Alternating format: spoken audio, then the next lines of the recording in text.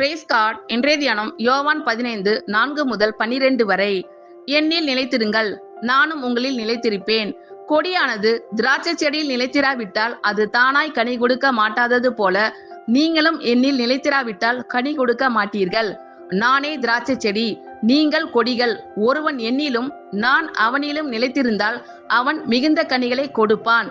என்னை அல்லாமல் உங்களால் ஒன்றும் செய்யக்கூடாது.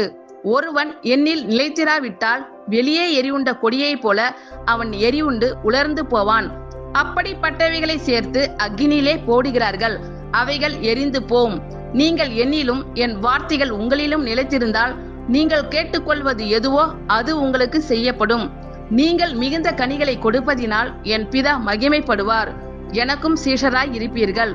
பிதா என்னில் அன்பாய் இருக்கிறது போல நானும் உங்களில் அன்பாய் இருக்கிறேன். என்னுடைய அன்பிலே நிலைத்திருங்கள்.